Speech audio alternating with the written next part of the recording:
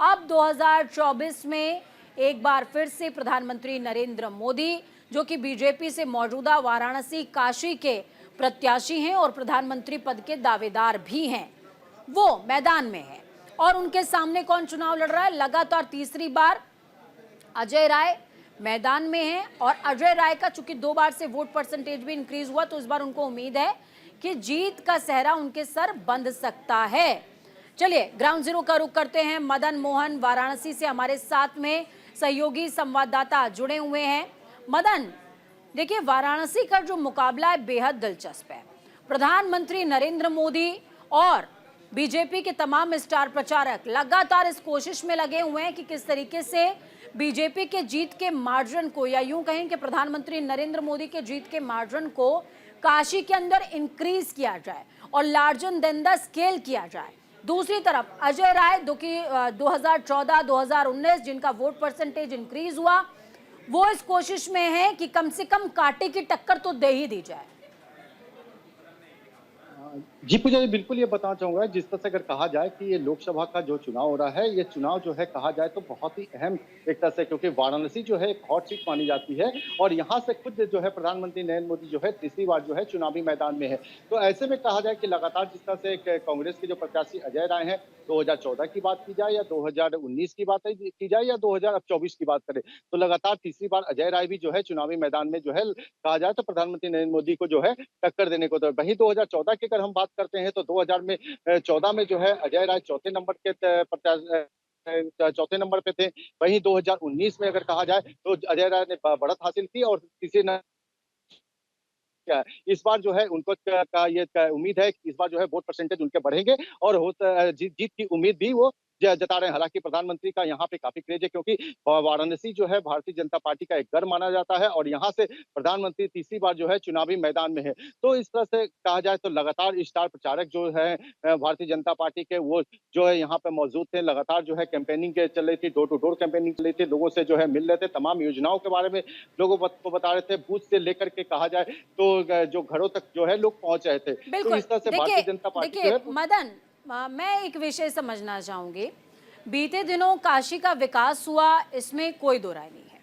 काशी रूपांतरित हुई है और बहुत ही ज्यादा अद्भुत तरीके से रूपांतरित हुई है। G20 सम्मेलन भी काशी के अंदर करवाया गया, काशी तमिल संगमम भी करवाया गया। लेकिन काशी विश्वनाथ कॉरिडोर बनते समय आप चूंकि ग्राउंड पर मौजूद हैं, तो आपने उस पीड़ा को भी करीब से महसूस किया होगा और लोगों से आपने बात भी की होगी। काशी कॉरिडोर बनते समय कई सारी ऐसी खबरें आई, कुछ मीडिया में दिखाई गई, कुछ नहीं दिखाई गई। लोगों के घरों को तोड़ा गया, उनकी दुकानों को तोड़ा गया, जिसके बाद बहुत ज्यादा विरोध प्रदर्शन देखने को मिला। अविमुक्तेश्वर मंदिर को भी तोड़ा गया, जिसके बाद शंकराचार्य तक ने पैदल मार्च किया था काशी के अंदर। क्या उन तमाम विषयों का इम्पैक्ट काशी में अंडर करंट की तरह है, जिस पर सवार अजय राय ये चाहते हैं कि वोट परसेंटेज हाई हो जाएगा? जी पूजा, बिल्कुल ये सत्य है, क्योंकि जिस तरह से कहा जाए जब विश्वनाथ कॉरिडोर का जब निर्माण होना था तो उस समय जो आसपास में जो बाधक जो घर बन रहे थे या जो दुकानें बन रही थी, उनको जो है तोड़ा गया। तमाम ऐसे मंदिरों को भी जो है उसे हटाया गया था। तो जिसका कहा जाए तो लगातार चाहे कांग्रेस हो या कुछ शंकराचार्य जो है इसका विरोध जो है दर्ज कराते रहे। कई दुकानदारों में भी ऐसी नाराजगी दिखी थी कि उनके जो है ना जो दुकान वहां पे थे उसको जो है हटा दिया गया, उनकी रोजी रोजगार पे जो है असर पड़ेगा। तो इन सब सारी चीजों को लेकर के विपक्ष जो है लगातार कहा जाए तो हावी रहा है, हमेशा जो है ये सवाल उठाता रहा है। लेकिन अगर बात करें तो काशी की जनता जो है बखूबी कर समझती है, क्योंकि जिस तरह से जब विश्वनाथ कॉरिडोर का जब निर्माण हुआ उसके बाद जो है काफी जो है वहां पे जो पर्यटक थे वो आ रहे हैं, उनको आसपास के जो दुकानें थे उनको जो है कहा जाए तो उसका रोजगार भी मिला। तो इन सब चीजों को लेकर के भारतीय जनता पार्टी भी जो है कहा जाए तो उसको बुलाने का है। लेकिन जिस तरह से जो अतिक्रमण जो हटाया गया, जिससे मंदिरों को जो है नष्ट किया गया, तो उसको लेकर के कांग्रेस और कुछ जो है शंकराचार्य जो है इसका विरोध कर रहे हैं। और इस पे सवार होकर के अजय राय का भी का उम्मीद है कि हम इस पे सवार होकर के जो है लोगों के बीच में मतलब जाएंगे और मत प्रतिशत जो है इस बार बढ़ने के, क्योंकि इस बार की अगर हम बात करते तो इस बार जो है इंडिया गठबंधन साथ में, यानी कि समाजवादी पार्टी यहाँ पे साथ में समाजवादी पार्टी एक मजबूत स्थिति में है। क्योंकि पिछली बार अगर 2014 की बात करें तो तीसरे नंबर पे जो है यहाँ पे प्रत्याशी थे समाजवादी पार्टी। वहीं अगर हम बात करें 2019 में तो दूसरे नंबर पे समाजवादी पार्टी थी। और अब जो है कहा जाए तो इंडिया गठबंधन के मतलब कांग्रेस के साथ में है, तो इसमें जो कहीं न कहीं जो है अजय राय इसको मजबूती के तौर पे देख रहे हैं और जिस तरह से तमाम जो मुद्दा जो है, जो योजनाएँ हैं उसको लेकर के जो है लोगों के बीच में जा रहे हैं। जिस तरह से भारतीय जनता पार्टी ने जो कार्य किए हैं जिससे कि काफ़ी लोगों को नाराज़गी है, युवाओं को रोज़गार को लेकर के है। इन सब तमाम चीज़ों को लेकर के जो है कांग्रेस से कहा जाए तो चुनावी मैदान में है। वहीं भारतीय जनता पार्टी जो है विकास के मुद्दों को लेकर के जो है चुनाव मैदान में है। अब है क्योंकि उनके तमाम जो है यहाँ पे जो नेता थे वो वाराणसी में जमे ठीक हुए है, थे। ठीक है, लगातार ठीक है। सेंटर मदन मदन देखिए, काशी के अगर जातीय समीकरण पे अब आते हैं, हमने बात कर ली कि वहां पर विकास के बाद जिस तरीके की अफरा तफरी देखने को मिली, उसके बाद क्या इम्पैक्ट आएगा। अब काशी की जाति पर आते हैं।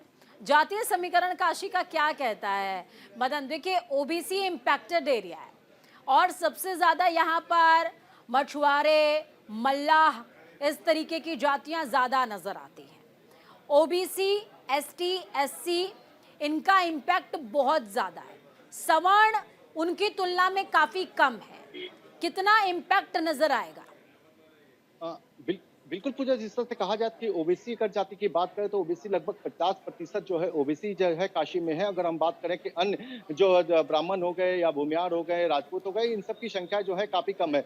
लेकिन अगर जिस तरह से बीजेपी ने जो मुद्दा उठाया है, जिस तरह से राम मंदिर का मुद्दा उठाया था, काशी में जो ज्ञानवापी का उसमें चल रहा है, तमाम ऐसे इसमें तो कहीं ना कहीं जो है हिंदू जो है उसमें ये असर डालने का उसमें पूरा प्रयास है। लेकिन अगर बात करें कि जिस तरह से कहा जाए सभाएं अगर कांग्रेस ने की थी, तो जो रोहनिया क्षेत्र पड़ता है, रोहनिया क्षेत्र में ओबीसी से की संख्या जो है ज्यादा है, पटेल बाहुल क्षेत्र है और यहाँ पर पूरी पैठ जो है बनाने का जो है विपक्ष है, क्योंकि यहाँ पर लगातार जो है किसानों को लेकर के जो मुद्दा उठते रहे हैं, एक उनकी एक जमीनों को एक विषय बार बार सामने आता है मदन, एक विषय बार बार सामने आता है। प्रधानमंत्री नरेंद्र मोदी की जो मोदी जाति है, उसको बहुत रिसेंटली अभी ओबीसी में शिफ्ट कर दिया गया। उस ओबीसी का इम्पैक्ट कितना आएगा और उनके ओपोनेंट जो कि अजय राय हैं, भूमिहार समुदाय से आते हैं, उसका इम्पैक्ट कितना नजर आएगा? क्योंकि जब मैं काशी की बात कर रही हूँ, मैं पूर्वांचल की बात कर रही हूँ, तो पूर्वांचल का हिस्सा बिहार से चूंकि सटा हुआ है, तो ऐसे में जाति है कि जाति नहीं, ये बिहार का फॉर्मूला है, वो कोर फॉर्मूला है, वो पूर्वांचल में भी थोड़ा बहुत तो नजर आता ही है।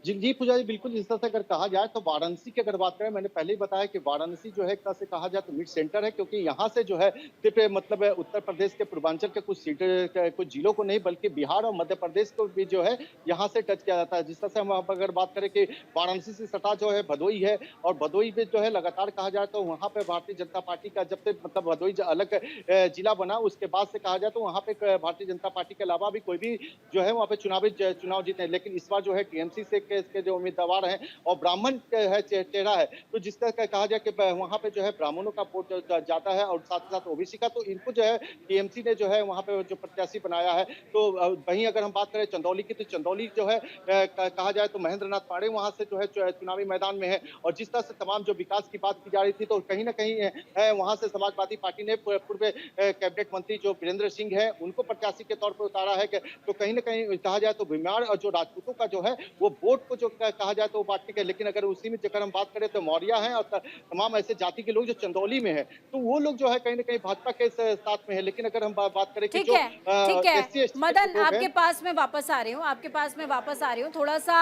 7वें चरण का उत्तर प्रदेश के लिहाज से क्या समीकरण है, एक बात दर्शकों को वो मैं थोड़ा सा समझा देती हूँ, उसके बाद मैं इसी संदर्भ में आपसे बातचीत करूंगी। बने रहिए हमारे साथ में।